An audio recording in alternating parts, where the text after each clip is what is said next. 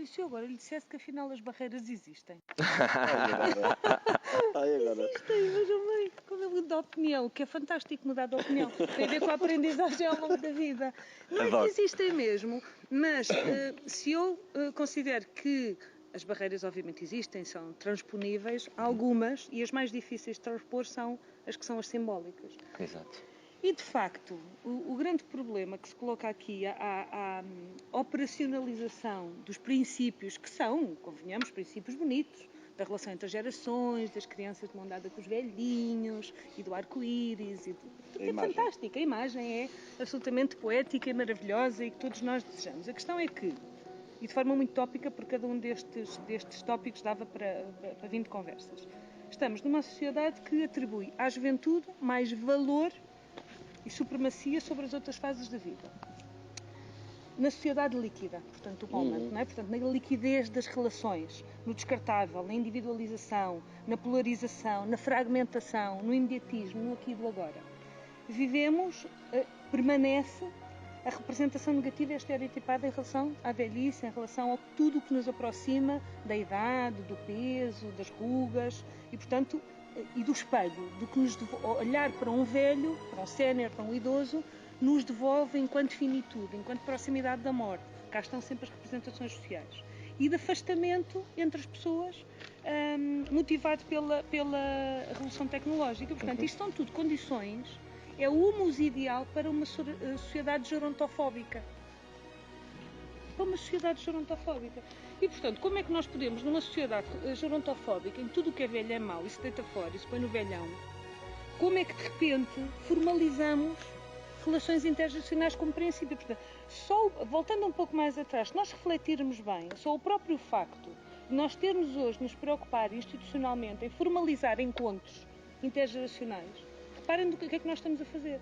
Nós estamos, de forma artificial e montada, a criar uma coisa que é, ou que deveria ser, do ponto de vista da convivência social, natural. Eu vou à terra da minha mãe e vejo a banda filarmónica. Tem pessoas de todas as idades. São encontros intergeracionais, com todas as idades, em que uns ensinam aos outros, em que se vai socializando o ensino da música, da cultura.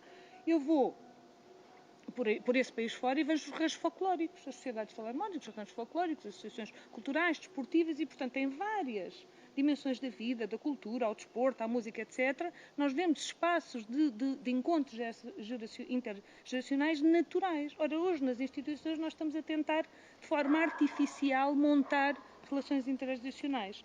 E eu penso que é aqui que muitas vezes radica o perigo e dificuldade que o Pedro falava, de percebermos quais é que são efetivamente as mais-valias e nesta relação entre os ganhos e os riscos, e os riscos designadamente ao nível da autodeterminação e de respeito pelas liberdades de escolha das pessoas, que é como é que nós hoje então trazemos para as instituições de forma relativamente mais natural aquilo que devia ser natural e que muitas vezes é artificial e montado.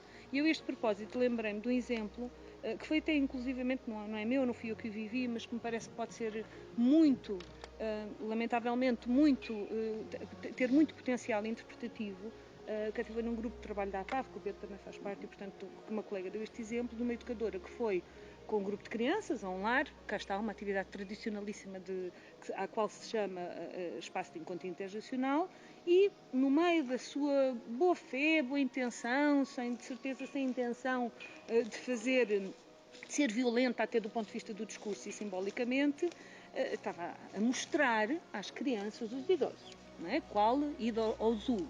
E a dizer, estão a ver, os velhinhos têm rugas. E as crianças estavam muito desconsoladas, pois têm. E estão a ver, e também comem, e também bebem, e também fazem atividades, e também... E as crianças... E a educadora, num esforço imenso de criar ali uma empatia entre...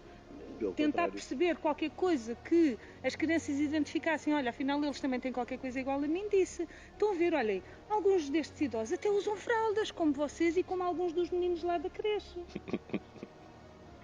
E, portanto, aí está como uma excelente intenção da educadora tentar ser empática, de estabelecer pontes entre o universo perceptivo das crianças e o universo... De repente, estoura qualquer intenção, qualquer potencial boa intenção, daquilo e só vem aumentar o fosso, só vem aumentar o estereótipo, o rótulo, o preconceito. E é aqui, nestas pequenas coisas, que nós vamos aumentando as clivagens geracionais.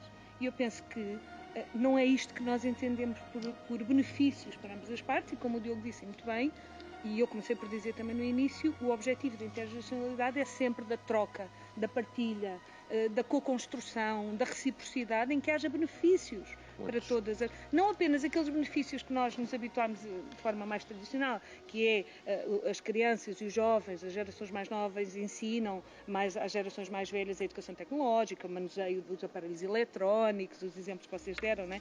As destrezas para manusear alguns tipos de dispositivos, e as crianças aprendem com os idosos, o não é? crochêzinho. Eu até ia mais longe. Os valores, as raízes culturais, Sim. as memórias, Sim. E até a reserva de memória até cultural de uma determinada sociedade. Agora, do ponto de vista dos ganhos, tem de haver ganhos relacionais e humanos do ponto de vista do desenvolvimento para ambas as partes. E é verdade que isto para os idosos traz estimulação cognitiva, as sociabilidades, a utilização também, o reforço da memória, da linguagem, da autoestima e até do sentido de utilidade social, não é? Por estou a ensinar, por estou a transmitir, também tem de ter ganhos para as crianças e para os jovens e para as gerações mais jovens. Desde logo, desde o interesse dos temas, que desconheciam, a desconstrução de algumas visões estereotipadas em relação ao envelhecimento, e este desconstruir a gerontofobia, mas também na transferência de valores e de experiências de vida, porque em última instância é isto que nos interessa para podermos viver em sociedade, não é?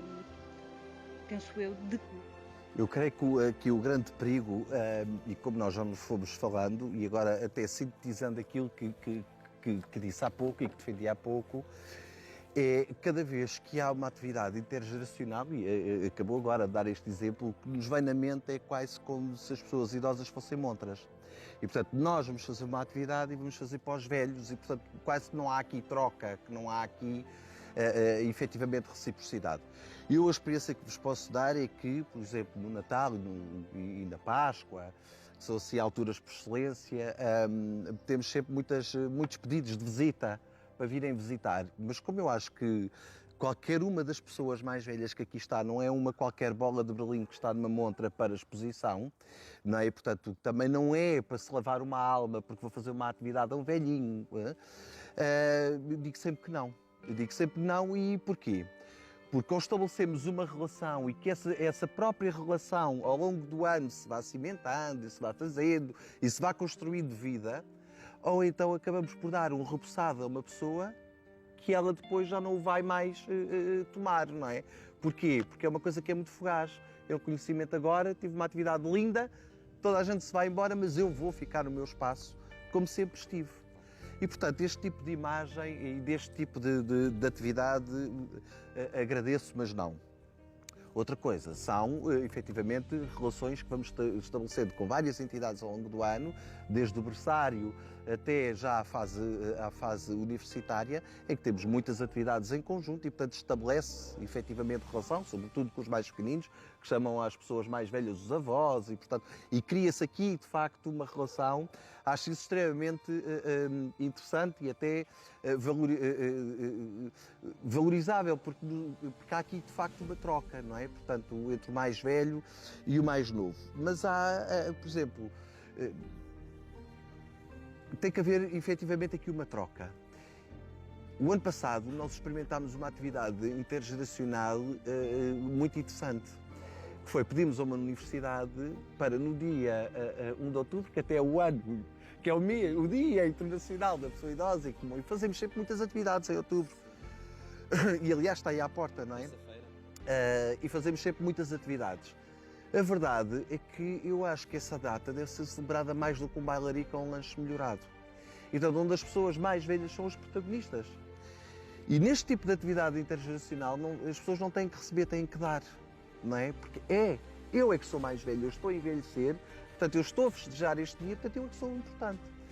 E neste sentido, desafiámos uma universidade para fazer uma aula aberta e serem as próprias pessoas mais velhas, efetivamente, a falarem do processo de envelhecimento na primeira pessoa. Foi extremamente interessante. Mas é engraçado que na primeira parte da aula os alunos de metade do auditório para cima, na segunda metade da aula os alunos já misturados com... Não é? Eu acho que é isto que temos que potenciar. Portanto, ouvirmos falar pessoas de 90 anos e de 80 e poucos, e 80 e muitos até, a falar sobre como é que envelhecem, Aliás, um deles até falou sobre o envelhecimento no pensamento de Cícero, que é uma coisa fabulosa, não é? Portanto, foi dos primeiros, provavelmente, a falar e a escrever sobre a questão de como se envelhece e quais são as perspectivas do envelhecimento. E foi uma atividade extremamente interessante. E, aliás, as pessoas saíram de lá cheias, no sentido de que eu dei qualquer coisa, eu ensinei qualquer coisa, eu contribuí também para o ensino destas pessoas que um dia vão trabalhar com pessoas como eu, não é? Mais velhas. Eu acho que isto é que é de salutar. Por outro lado, perdão, temos aqui uma outra atividade que vai ter agora um produto final que eu ainda não o vi, mas por aquilo que sei e pela forma como as pessoas ficaram motivadas, foi durante um bom par de meses, tivemos aqui jovens de uma escola profissional que fizeram um vídeo sobre o envelhecimento. E, portanto, criaram uma relação com as pessoas, falaram individualmente com elas, gravaram do seu ponto de vista o que é envelhecer e como é que faziam, como é que era, não é? E vão transformar aquilo num filme. Não é? Portanto, eu acho que este tipo de atividades, sim. Agora, o que eu acho, e o grande desafio é não criarmos esta rotina de como se a intergeracionalidade fosse o convivermos juntos, o comermos juntos, o estarmos juntos no mesmo espaço, a pintar, a desenhar. Isso não é intergeracionalidade. Isso é um convívio entre gerações, não é? A intergeracionalidade tem que ser muito mais do que isso. Tem que ser exatamente a aprendizagem e a troca. O que é que eu ganho com a tua experiência e o que é que tu ganhas com a minha juventude? Não é? Porque, e aliás, vê-se aqui muitos jovens que estimulam também que as pessoas mais velhas. E, portanto, eu acho que há aqui uma enorme reflexão que não se esgota nesta conversa. Quer dizer, nós só estamos aqui a lançar um pouco o tema e eu acho que isto daria para efetivamente muitas conversas. Mas se fomos ali dentro perguntar a qualquer um deles, não é, em relação à intergeracionalidade, se calhar iríamos ter aqui algumas respostas empíricas que, do ponto de vista científico, nos deixariam provavelmente um bocadinho amargurados, não é? Portanto, eu só queria lançar, de facto, e queria deixar ficar claro que a intergeracionalidade não é só, efetivamente, o convívio entre as gerações. Isso é convívio. Não é? Para depois ficarmos com a reflexão da Carla, só dizer que acho que para, de facto, as atividades, não só as atividades, mas o termo intergeracional, para ele morrer de velho e para nos acompanhar a nós três ao longo do nosso ciclo de vida, nas próximas reflexões, temos que, de facto, pensar nisto com uma cabeça, tronco e membros e pensarmos que não vamos formar guetos, nem uma necessidade de, como diz a Carla, de uma obrigação. De facto, os principais ganhos, e isso está escrito hoje, começa a ser escrito em termos científicos, que de facto a intergeracionalidade tem os seus ganhos quando é feito naturalmente, quando se criam espaços naturais, exatamente como as instituições deviam ser espaços de vivência natural, não é? O próprio dia-a-dia de uma instituição devia ser algo natural. Portanto, se nós perspectivamos para a população, que é o nosso alvo, digamos, a Carla e o Pedro não, mas a minha, as pessoas mais velhas, criar um ciclo que seja natural, penso que não pode deixar de ser que as atividades ou o termo intergeracional tenha que ser também algo provocado, não é provocado, é de facto deixar correr, algo que seja natural. E acho que esta, para mim, foi a principal reflexão, que nada tem que ser provocado e que os ganhos geracionais é algo que socialmente acontece todos os dias, no metro, na cama do hospital, seja da cama do quarto, seja ela um hospital, uma estrutura residencial para pessoas idosas, nós estabelecemos relações, até porque com as próprias árvores nós estabelecemos relações, portanto, acho que temos que tornar todo este conceito da intergeracionalidade, como diz a Carla muito bem, algo muito mais natural. Algumas pessoas que nos têm vindo a acompanhar neste episódio da Arco da Velha fizeram algumas sugestões. Pois foi. E uma delas é: e que tal acabarem de vez em quando os vossos episódios deixando algumas pistas para a intervenção? Quer dizer, a reflexão é importante, mas eu, como sabem, tenho sempre algumas dificuldades em falar em pistas para a ação, com receio que caiam no receituário. Sim, sim. No deve ser, porque estas coisas, a visão... Cada comunidade é uma Exatamente, e o normativo deve ser assim, quem sou eu assim, não é para ter a habilidade de Isso é um achar o que é que risco, deve ou sim. não deve ser, e penso que em cada situação, em cada Espaço, em cada situação, sim. microcosmos, e portanto, e numa abordagem ecológica, aquilo que às vezes faz sentido num contexto pode não fazer noutro, mas gisei aqui 4 ou 5 reflexões que podem eventualmente ser alvo de reflexão antes de se encetarem atividades intergeracionais, encontros, como lhe queiram chamar, nas instituições, nas comunidades, nas câmaras municipais, nas juntas, nos sítios onde ocorrem normalmente estas atividades entre pessoas de diferentes gerações. Em primeiro, o que é que nós procuramos com esta atividade? Ou seja, qual é a nossa intenção? E a que intenção é que vamos servir? É uma intenção política? É uma intenção de show-off? É uma intenção de felicidade interna bruta? É uma felicidade... É uma intenção de quê? Portanto, qual é a nossa intenção? Porque é a partir daqui que se definem objetivos. Depois, quais é que são os benefícios para as partes envolvidas? Por outro lado, como é que as partes são verdadeiramente envolvidas? Portanto, a palavra envolvida já... Portanto, como é que eu... Porque o conceito de intergeracionalidade traz com ele o conceito de participação. Como é que as pessoas vão participar? Não como espectadores, mas como agentes participativos. O que é que querem, como é que querem, onde é que querem, a que ritmo querem, quanto tempo querem e se querem. E muitas vezes nós esquecemos nesta questão metodológica que é absolutamente fundamental. Isto liga-me para a questão ética, que é, em todas estas intenções, em todas estas atividades e objetivos que eu defini, estão garantidos os princípios éticos da intervenção?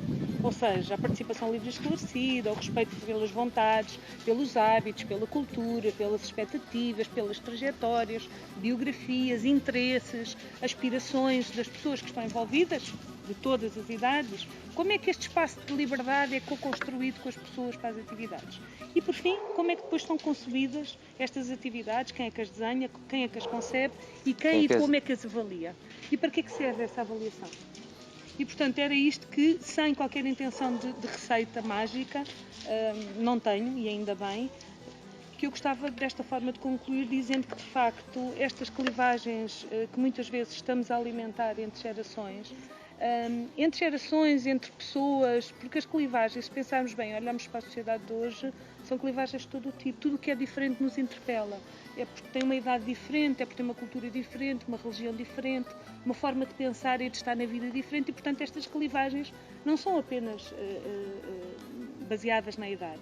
Portanto, todas estas clivagens alimentam, são situações absolutamente contrárias àquilo que são as lógicas de inclusão social que nós defendemos e ao tal lema do dia 1 de outubro, que é da sociedade para todas as idades. Não é? E, portanto, até pegando nas palavras do professor Marcelo Rebelo de Sousa, que diz que, de facto, temos de lutar por sociedades geracionalmente conscientes, dizer que o desenvolvimento desta sociedade geracionalmente consciente só pode ser uma sociedade em que todos tenham igual valor. E o todos é mesmo todos, independentemente da idade, independentemente da sua orientação política, sexual, religiosa, da sua cor, da sua profissão, da sua forma de estar e de ver o mundo. Isto, para mim, é um conceito de inclusão social. Tudo o que vá para além disto, que fica aquém ou a montante disto, é de facto, ou deve merecer-nos alta vigilância social. Obrigado. Estamos de volta, não é verdade?